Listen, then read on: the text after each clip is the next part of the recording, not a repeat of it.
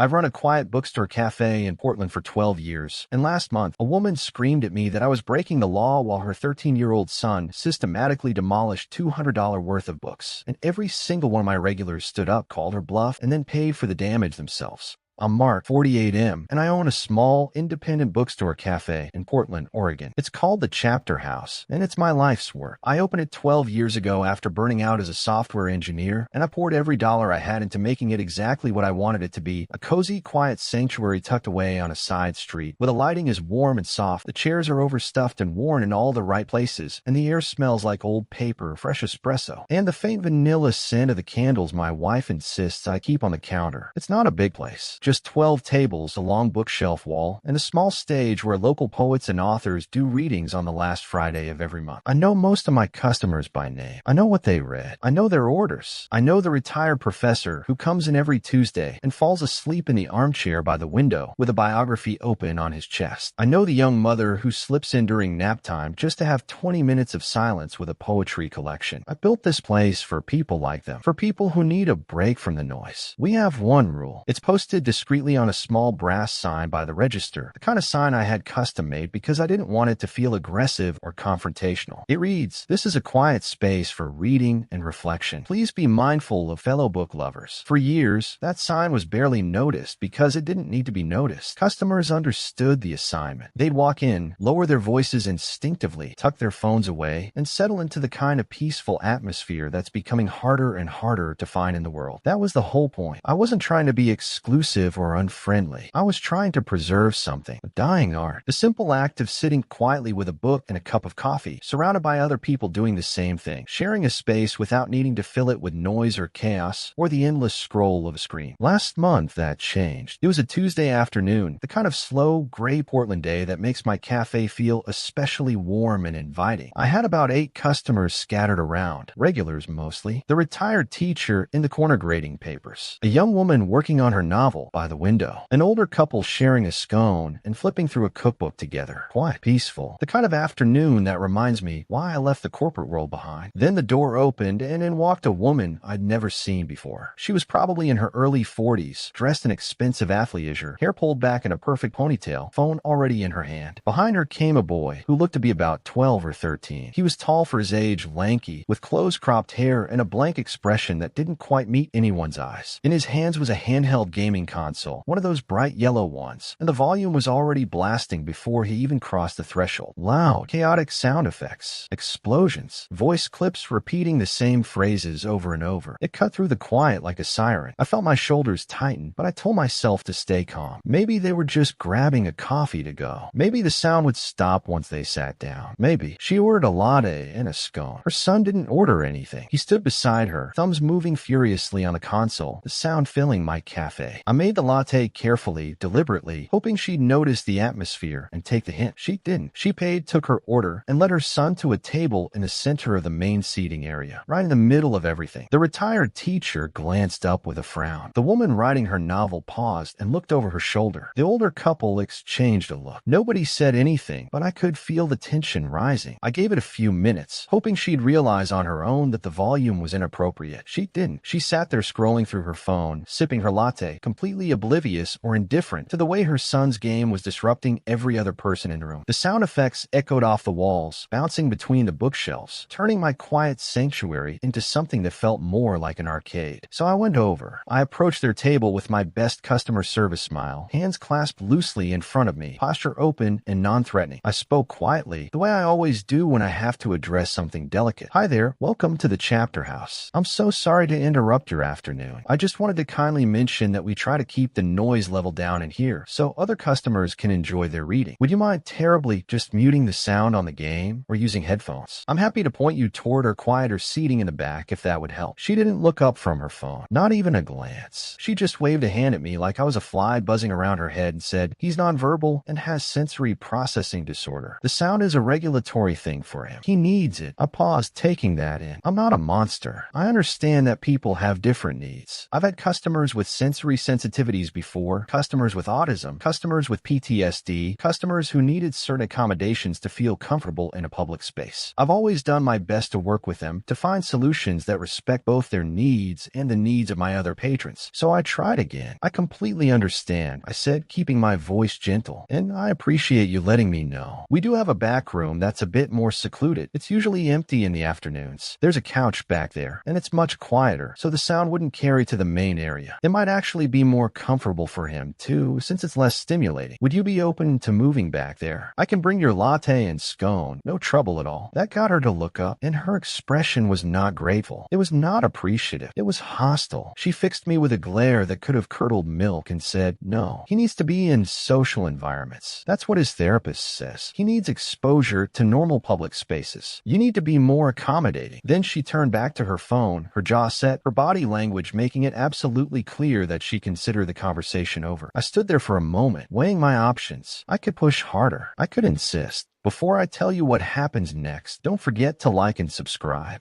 I could point out that I had just offered her a perfectly reasonable accommodation, a quiet private space where her son could make all the noise he wanted without disturbing anyone, and she had refused it. But I didn't want to escalate. Not yet. I told myself to let it go for now. Maybe the game would lose his interest. Maybe they wouldn't stay long. Maybe it would be fine. I was wrong. For about 20 minutes, it was annoying but manageable. The sound from the console was a constant grating presence in the background, but my regulars were trying to ignore it. The retired teacher had put in earbuds. The novelist was shooting me sympathetic glances. The older couple had moved to a table farther away. I was behind the counter, wiping down the espresso machine, trying to convince myself that the situation wasn't as bad as I thought when I heard the crash. It wasn't just something falling off a table. It was the sound of an entire structure collapsing, paper sliding, with scraping, books hitting the floor in a cascade that seemed to go on for several seconds. I dropped the rag and ran. What I saw stopped me in my tracks. Leo had gotten up from the table at some point without his mother noticing, or without her caring enough to stop him. He was standing in front of my local authors display, which I had spent an hour arranging that morning. It was a pyramid of about 30 books, each one written by an author from Portland or the surrounding area. I knew every single one of them. I'd hosted readings for most of them. Some had become friends. The display was a labor of love, a way to showcase the incredible talent in my community, to give these writers a platform, to show my customers that there were voices worth discovering right here in their own city. Leo had destroyed it. He was methodical about it. That was the part that got to me. He wasn't thrashing or flailing or having anything that looked like a meltdown. He was standing there with a calm, focused expression, pulling books from the bottom of the pyramid one by one, watching the structure shift and tilt, and then stepping back as the whole thing finally gave way. Books went everywhere. Covers bent. Pages crumpled. One of the books, a beautiful hardcover poetry collection from a woman who had wept on my shoulder after her reading because it was her first time sharing her work in public, had landed spine down on the floor, its cover torn halfway off. I saw her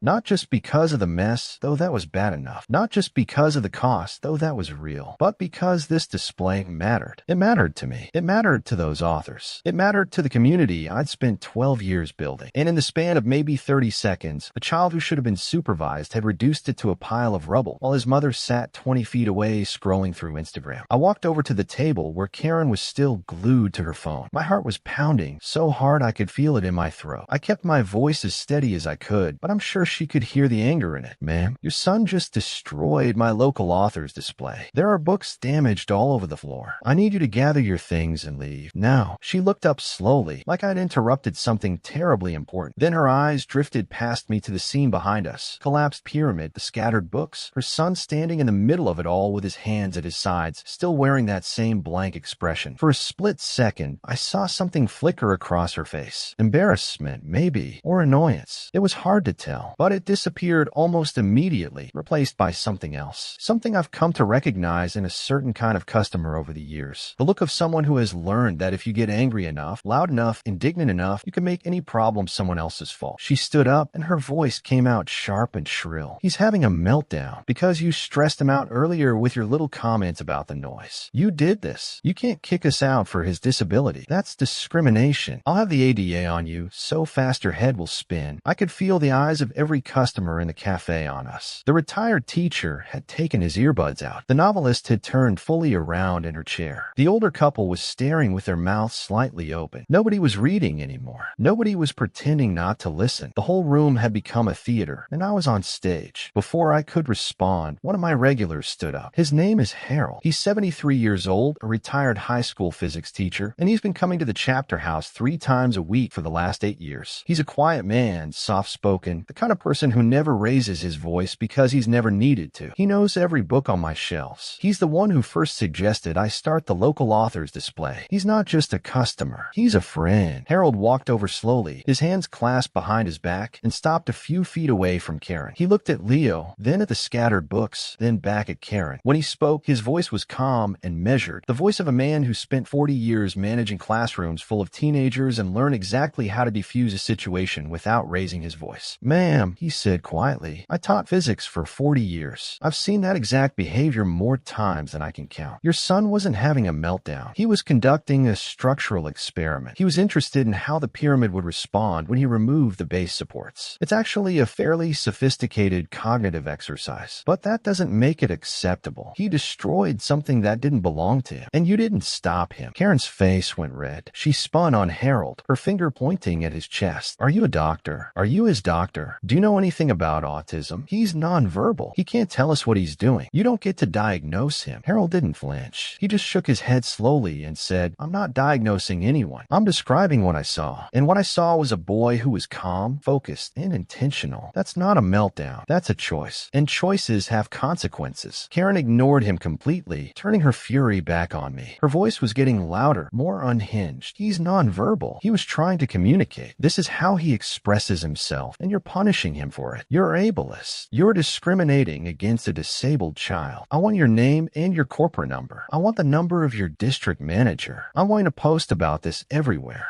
Before I tell you what happens next, don't forget to like and subscribe. I'm going to make sure everyone knows what kind of business you run." I took a deep breath. My hands were shaking, but I kept them at my sides. I looked her dead in the eyes and said, "My name is Mark. There is no corporate number. There is no district manager. This is my store. Own it. I built it. And right now, you and your son are damaging my business. Those books on the floor are damaged goods. They're unsellable. That's over $200 of inventory that I can no longer put on my shelves. I'm not arguing with you about his diagnosis. I'm telling you that the behavior is the problem. You had every opportunity to prevent this. I offered you a quiet space in the back. You refused. I asked you to manage the noise. You ignored me. Now there's damage. So I'm asking you one more time. Please gather your things and leave." She stared at me for a long moment, her mouth open, like she couldn't believe I wasn't backing down. Then she started yelling again, louder this time, her voice bouncing off the walls. "This is illegal. You're violating the Americans with Disabilities Act. I'm calling my lawyer right now. I'm calling the police. I'm calling the news. You're going to be so sorry." While she was screaming, Leo calmly walked back to their table. He picked up his gaming console, sat down in the chair, and resumed playing. The volume was still blasting. The same chaotic sound effects filled the room again. He looked completely unbothered, like the last 10 minutes hadn't happened, like his mother wasn't screaming at the top of her lungs, like he hadn't just destroyed a display that represented months of work and community building. He just sat there, thumbs moving, eyes fixed on the screen, the sound of his game filling the space like nothing had ever happened. That was the moment something in me broke. Not with anger, exactly. More like certainty. I had tried to be reasonable. I had tried to accommodate. I had offered alternatives. I had been patient. I had been polite. And now my property was damaged. My customers were distressed. And this woman was screaming at me in my own store while her child sat there making noise like nothing had happened. Enough. I walked to the front door. I opened it wide. I turned back to face her, and I spoke in a voice that was loud enough for every customer to hear, loud enough for her to know I meant business, but not loud enough to be called a yell. "I am now formally trespassing you and your son from this property. If you are not out the door in 60 seconds, I will call the Portland Police Bureau and have you escorted out. You are no longer welcome here. Not today. Not ever." The change in her was immediate. The screaming stopped. The righteous fury drained out of her face, replaced by something that looked almost like panic. She hadn't expected me to call her bluff. She hadn't expected me to stand firm. She opened her mouth to say something, another threat probably, or another accusation, but but I just pointed to the door and said, 50 seconds. She scrambled. She grabbed her purse, grabbed her latte, grabbed the uneaten scone. She rushed over to Leo and yanked him out of the chair by his arm. He didn't resist, didn't react, just clutched his gaming console to his chest and let her pull him toward the door. The sound of the game followed them across the room. As she passed the front counter, her purse swung wide. I don't know if it was intentional or not. I want to believe it was an accident, but the purse caught the edge of a stack of poetry books I had displayed on the counter, a small collection of chapbooks from a local writer who had just published her first collection. The stack toppled. Books slid across the floor. Some of them landed in a puddle of spilled latte that had been sitting there since Karen's order. She didn't stop. She didn't apologize. She didn't even look back. She pulled Leo through the doorway, and the door swung shut behind them. Through the glass, I watched her drag him down the sidewalk, his game still beeping, his face still blank. Then they turned the corner and were gone. The silence that followed was almost deafening. For a few seconds, nobody moved. Nobody spoke. The only sound was the faint hiss of the espresso machine and the hum of the refrigerator behind the counter. Then Harold let out a long, slow breath and said, "Well, that was something." I stood there for a moment, my hands still on the door, my heart still pounding. Then I closed it, locked it, and turned to face the room. "I'm sorry, everyone," I said. "I'm sorry you had to witness that. If anyone wants a fresh drink on the house, just let me know." Nobody took me up on it. Instead, the novelist got up and walked over to the pile of books. She started picking them up, stacking them gently. Harold joined her. Then the older couple. Then a younger man I didn't know as well, a grad student who usually sat in the corner with a stack of philosophy books. In silence, they gathered the damaged books, straightened the bent covers, and set them on the counter. The pile was heartbreaking. 23 books in total, some with torn covers, some with broken spines, some with pages so crumpled they'd never lay flat again. Two of the chapbooks from the counter stack were soaked through with latte, the ink already running. It took me and my staff an hour to fully clean up. We swept the floor. We rearranged the tables that had been jostled. We tried to salvage what we could from the local author's display, but most of it was a loss. I put the damaged books in a box in the back office. I couldn't throw them away. Not yet. They felt too much like evidence of something I wasn't ready to name. That night, after everyone had gone home and my staff had left, I sat alone in the chapter house. The lights were dim. The chairs were empty. The box of damaged books sat on my desk, a quiet reminder of the afternoon. I made myself an espresso, sat in my usual chair by the window, and looked out at the empty street. I thought about the woman, about Leo, about Harold's words, about the way she had used her son's diagnosis like a shield, wielding it not to ask for help or understanding, but to demand acceptance of behavior that was clearly destructive. I thought about the line between accommodation and enabling, between inclusion and permissiveness. I thought about the other customers I'd had over the years with disabilities or sensory needs, and how we'd always managed to find a way to make it work. The man with PTSD who needed a table in the corner with his back to the wall. The teenager with Tourette's whose parents always tipped double and apologized profusely even though they didn't need to. Before I tell you what happens next, don't forget to like and subscribe. The elderly woman with dementia who came in every day with her caregiver and sat quietly with a picture book, sometimes crying, sometimes laughing, always peaceful. None of them had ever destroyed my property. None of them had ever screamed at me when I tried to help. None of them had ever treated my store like a playground and my rules like suggestions. I thought about whether I could have done something differently. Should I have pushed harder on the back room? Should I have called the police earlier? Should I have just let it go, let the noise continue, let the display fall, let her walk out without a word, all for the sake of avoiding conflict? I could have. It would have been easier. But easier isn't always right. Accommodation is not a blank check. Understanding someone's struggles doesn't mean accepting the destruction of everything around you. Being inclusive doesn't require you to stand by while your property is damaged, your other customers are disrespected, and your life's work is treated like it doesn't matter. There's a difference between making space for someone and letting them tear the walls down. I finished my espresso, washed the cup, and locked up. A week passed. I didn't hear from any lawyer. No ADA complaint arrived. No news crew showed up. The only thing that happened was that a few of my regulars asked about the display, and I told them what happened, and they shook their heads and said they were sorry. Life went back to normal, or something like normal. Then, on the 8th day, a woman came in. She was in her late 60s, silver-haired, wearing a wool coat and carrying a canvas tote bag. I recognized her as one of the customers who had been sitting in the corner during the incident, the one writing her novel. She'd been there that day, had helped pick up the books, had left quietly without saying much. Now she walked up to the counter, ordered a chamomile tea, and then slid a sealed envelope across the counter toward me. "What's this?" I asked. "Open it," she said. I opened it. Inside was a $100 bill and a handwritten note on cream-colored stationery. The handwriting was elegant, kind of script you don't see much anymore. It read, "Mark, for the local authors, for the books that can't be replaced, for the quiet space you've given all of us. Thank you for protecting it. I read here every week. Please don't let anyone take that from us." I looked up at her, my throat tight. "I can't accept this," I said. "It's too much. I'll pay for the books. That's my responsibility." She shook her head firmly. "It's not too much, and it's not negotiable. That display mattered. Those authors mattered. What you do here matters. Some of us just wanted you to know that we see it. We appreciate it, and we've got your back." I tried to argue. I really did. But she just smiled, took her tea, and walked to her usual table by the window. She pulled out her laptop and started typing like the conversation was already over, because for her, it was. I stood there behind the counter for a long time, holding the note. Then I took it over to the register, found a small frame I'd been meaning to use for something else, and put the note inside it. I set it on the counter right next to the brass sign about quiet spaces. They look good together. The rule and the reason, the boundary and the gratitude. Then, "Mark, you built this warm little bookstore cafe like it was your heart walking around on two legs. Soft lights, comfy chairs, the smell of old books and fresh coffee. A true quiet hideaway in noisy Portland." That small brass sign saying, "This is a quiet space for reading and reflection," was your polite way of protecting something special. For years, it worked beautifully. Then in walks this woman in fancy workout clothes with her 12 or 13-year-old son who is already blasting loud game sounds the second they step inside. Explosions, voices, chaos. It slices